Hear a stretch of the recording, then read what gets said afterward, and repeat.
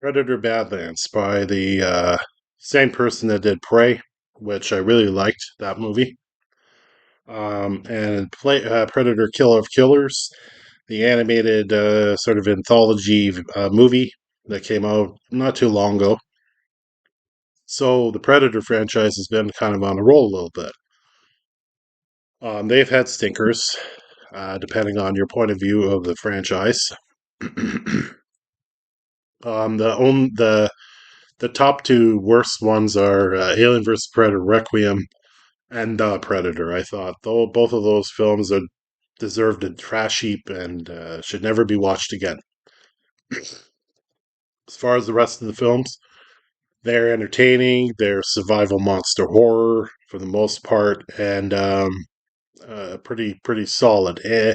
They are formulaic um, in a way which makes this film very different from the others. But the predator formula is pretty much you have the predator, the hunter, and then the prey, which are the protagonists of the film, right? Predator 2 has grown on me. I used to not like it as much, but it has grown on me more and more I watch it. The graphics are a little dated for its time period, but still entertaining enough. And they are bloody. The Predator was PG and it showed. Here we have Predator Badlands, which is also PG from my understanding. Now, I'll understand why people don't like this film, and I'm going to say why. And I'm going to be touching on spoilers here, so if you don't want to know, watch the film, come back, check this review out. There is the Disneyisms in here. You have a cute character or creature. You have a comic relief character, which is this synthetic Tia, I think her name is. Um, and so if you don't like that kind of thing and you don't like a centric predator story, you're probably not going to like this film. If you're in it for adventure and action, you're going to get lots of it here. Um, while this is a PG movie, they use synthetic and creature blood, so it's not red blood. So they can get away with a little bit more. And the action sequences are gnarly and crazy. Graphic wise, I think the Predator film here is solid all around with the interesting creature designs. They hold up, we'll see over time. But I have to be honest, I thoroughly enjoyed this Predator film. I'm actually glad that they kind of go more into the predators and they talk more and you kind of more lore about the clans. I mean, the clan thing has gone back to predators, um, so it's not new. Um, the story here is Deck. He's a youngin, I guess, considered the weakest link in his clan.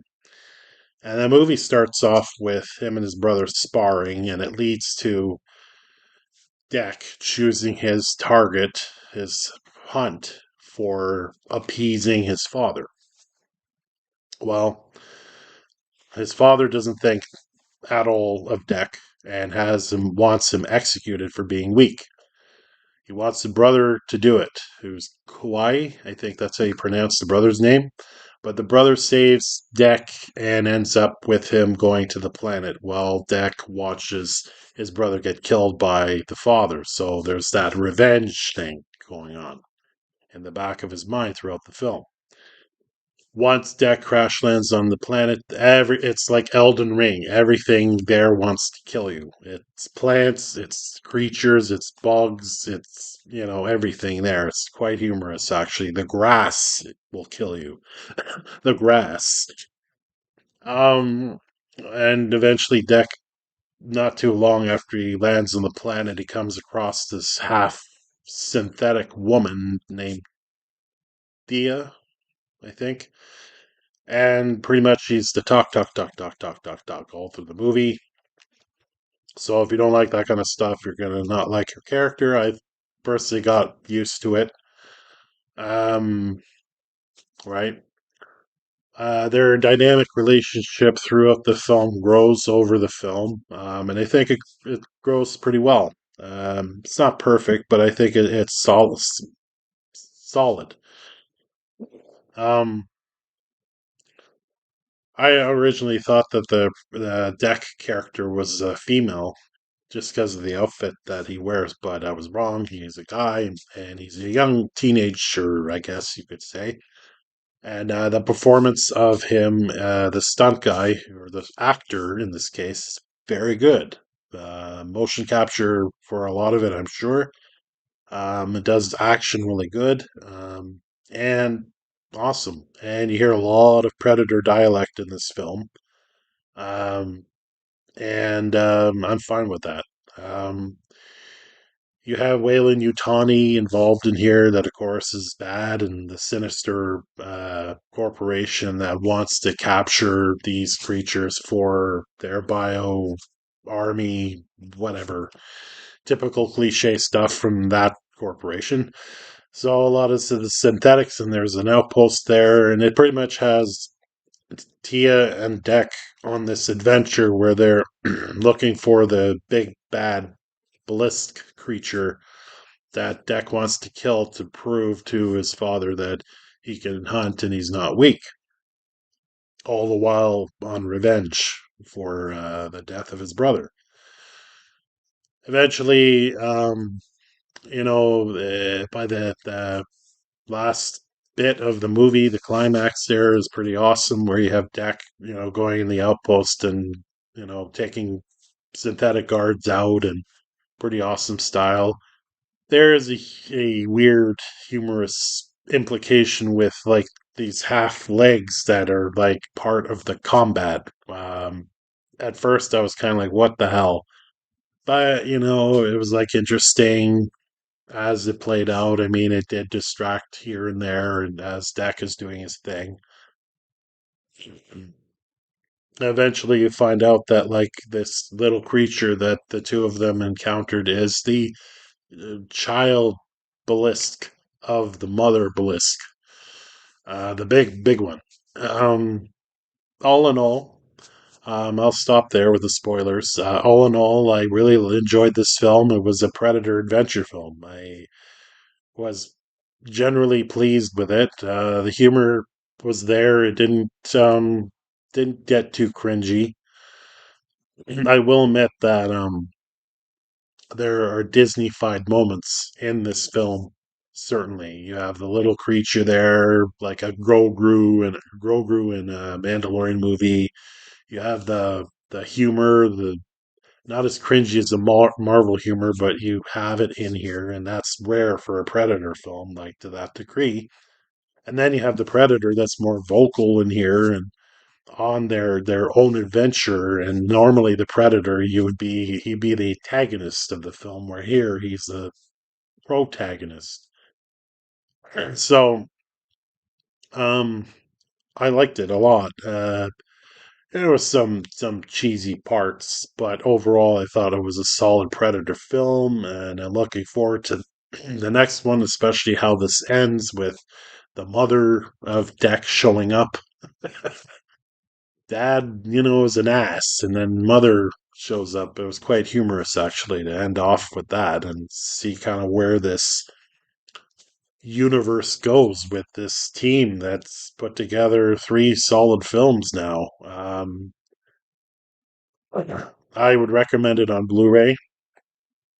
It's not a perfect film. If you're looking for rated R Predator stuff that from the past, you're not going to find it here. Again, this is more of an adventure Predator film, so I could see why people would get turned off by it. For me, I'm hoping that this Predator universe continues, because it's honestly the only thing that Disney's produced that hasn't pissed me the hell off. Because Alien Earth was such a disappointment. The back end of season one, I mean, season two, I don't have high hopes for. And I if and when and if it comes out there, they better fix a lot of those last four episodes that they broke, because I'm certainly pissed at what they did with that show because it had such high potential. And if you're going to merge Predator and Alien, you can't have garbage writing like the last four episodes were in that show to go into this. It just doesn't work. And honestly, I'd be fine if they didn't merge the Alien and Predator deals. They can have parts of it like Tawny showing up here or Wayland showing up here. Fine. Yeah, it means it's in the same universe, but if they never did another AVP, I'd be fine with it. Give a solid Predator films like this. It was really cool seeing the Predator home planet. A little bit more of that. We got a little bit of that in the awful Predator Requiem movie, surprisingly. Uh, but it was nice to see the Predator homeworld more, kind of a little bit more explored. You got a little bit of that in the Killer of Killers animated movie. So I'm wondering what they're going to do with that because you have like the three characters from that film. Are they going to go anywhere with that? Are they going to bring Dutch back? Are they going to bring the survivor from Prey back? Like, how is this going to do? Is it going to be like an Avengers Predator thing? Like, I don't know if I would like that too much, but go out and see Predator Badlands. It's a solid film, worth your time. Again, it's a Predator centric film that his formula is very different from the other Predator films. So if you're looking for Predator being the antagonist, you're not going to find it here. What you're going to find is action and entertainment and adventure. That's what you're going to get here in a PG Predator movie that works. So let's see what this group does for the following Predator stuff coming up, and go from there. Because now they have a bunch of characters that they have these two. You have the Survivor for Prey. You have the Dutch character. Is he going to come back from the very first Predator film? You have Harrigan. And I doubt they're going to get Danny Glover to come back, but they can always find a replacement. Is his character going to come back? What happened to the survivors on the Predators film? I've always wondered about that. Is that canon? Right? So all these kind of characters and questions come up, right? Um, it would be very interesting on how they go about doing this. Whether or not this, universe right now is connecting to the original films. Some of it is because if you see the behind the scenes of the Killer of Killers, that you see Dutch frozen in one of these casings, and what does that mean for it? You see Harrigan frozen in one of the casings. What does that mean?